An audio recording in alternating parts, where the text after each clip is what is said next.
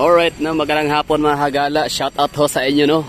Saan mga solo kayo ng mundo, ng planetang Earth, Nimic or Piccolo. So dito tayo ngayon nag-uulat sa loob ng People's Park, Davao City. Welcome to People's Park. Na dapat ito ay Duterte Memorial Park or sorry, hindi pala memorial.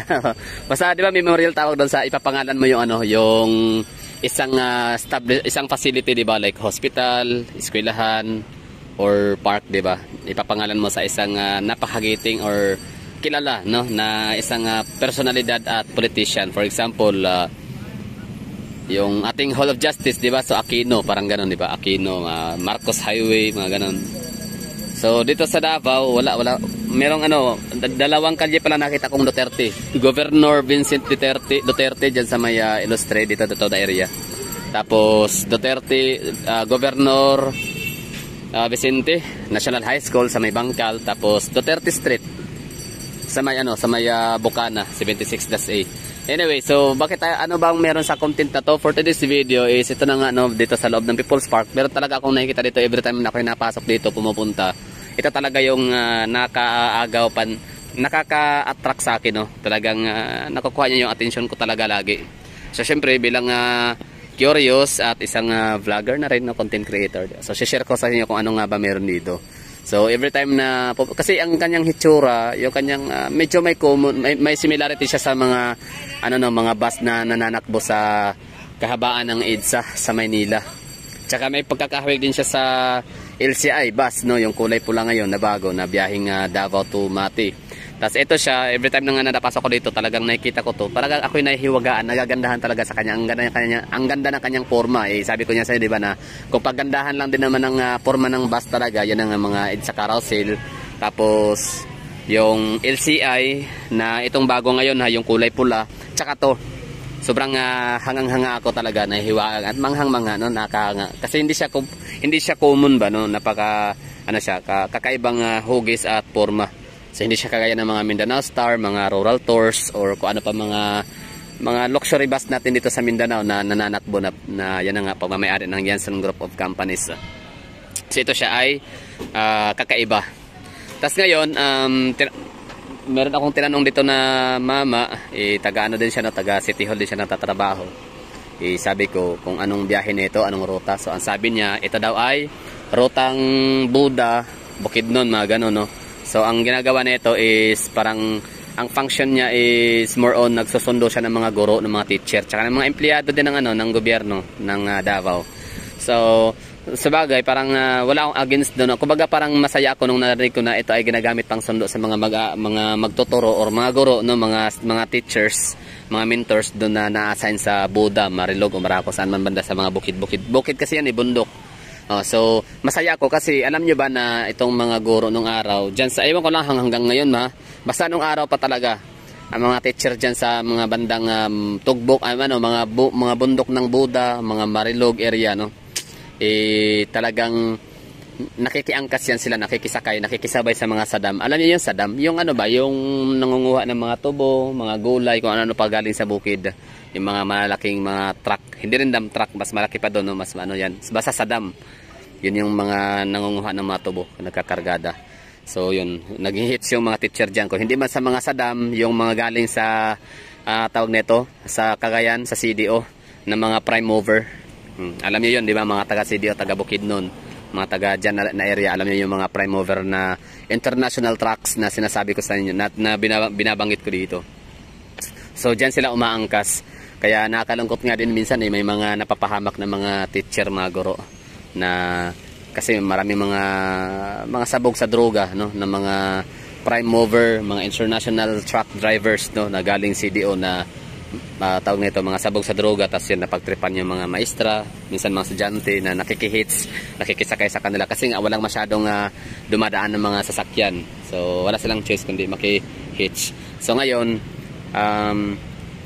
pero matagal na yun, like mga bata pa ako noon, like mga siguro mga 2000, early 2000, no, yan, talamak yan, mga ganong krimen hanggang sa ako na trabaho na like mga 2007, mga 2006. 2009, ganun. Mga narinig ko ng mga ganung mga criminality, mga crimes na naitala dyan sa lugar. So ngayon, tinanong ko si Kuya, yan na nga, sabi nga niya, ang trabaho nito ay nagsusundo, no, ng mga guro na nagtatrabaho sa na-assign sa Buda, Marilog, mga ganong area. Davao pa rin naman yun. Buda is pala sa mga hindi nakakaalam. Ako kasi bago ko lang din doon nalalaman ang Buda pala is siya, parang abbreviation siya ng dalawang lugar. Buda is Bukidnon, tapos Davao. So Buda means parang boundary ba siya. So parang Great Wall. Every boundary siya. So Buda, Bukidnon, Davao, boundary. So or basta highway, Buda. So ngayon, nakita ko tong basta to. So ang binasa ko yung kanyang unit, yung Sanlong ang nakalagay dito mga hagala. Sanlong. So alam naman natin dito sa Davao or sa Pilipinas ang mga madalas na nakikita natin mga bus, mga Volvo, mga Dewo, mga Kinglong, Yutong, ano ba, mga nababanggit nating mga diyan. Di ba?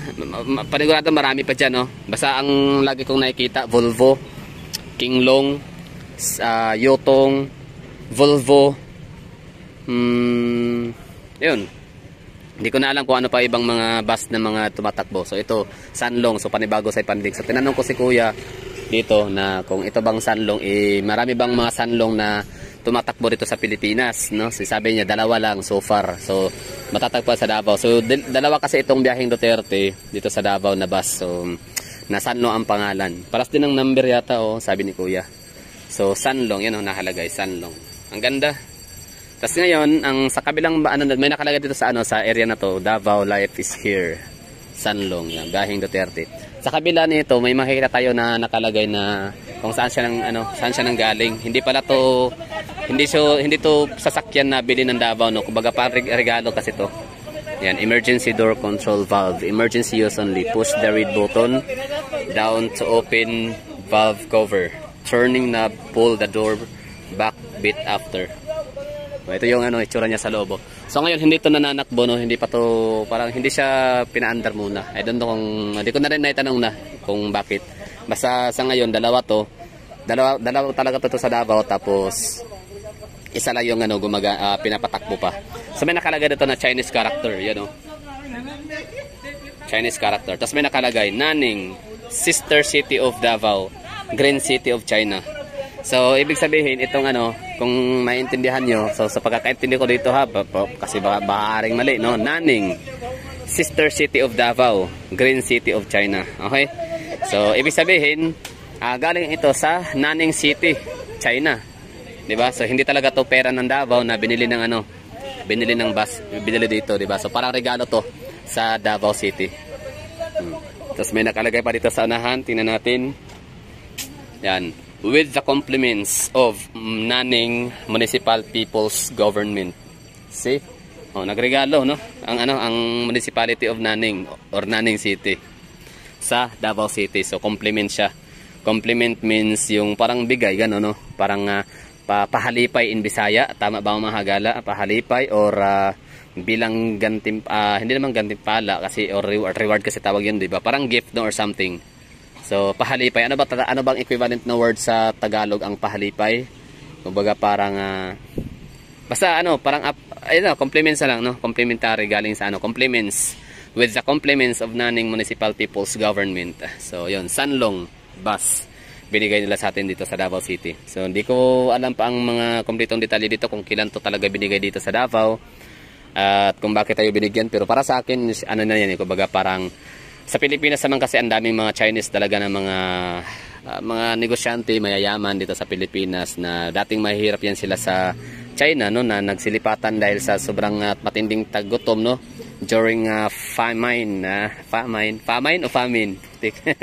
O basta taggutom, yun na tatagalan na natin itong matinding taggutom sa China. Krisis talaga yon, halos walang makain to the point na yung kanilang yung laman sa kanilang mga dito sa hita nila i-slice nila yan para gawing pakuluan, tapos para may pakain sa mga anak nila, no. So ganun ka sakit ang sinapit ng China sa panahon na tagutom sila sa sobrang krisis.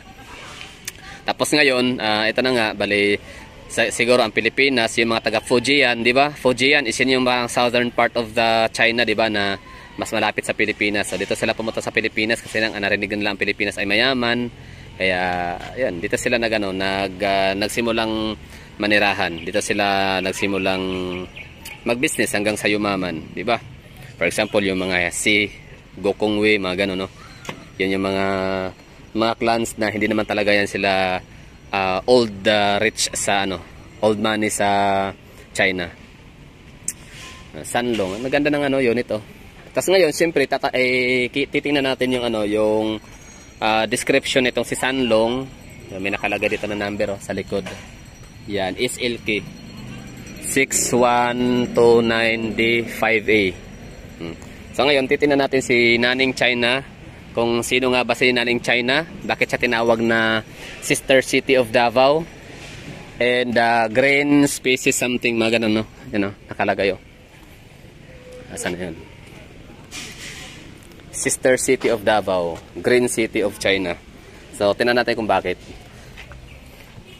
Alright, so tingnan natin. Pwede nyo rin i-search kung malabo sa aking camera. Pwede nyo i-search sa inyo dyan sa inyong Google. Meron naman kayong Google, diba? So, i-search nyo na lang para sa inyong reference na rin. Okay, basahin natin. So, ito pala yung itsura ng Nanning China. Yan, oh. Yan, ang laki pala. Ang laki, oh. Yan ang itsura. Yan.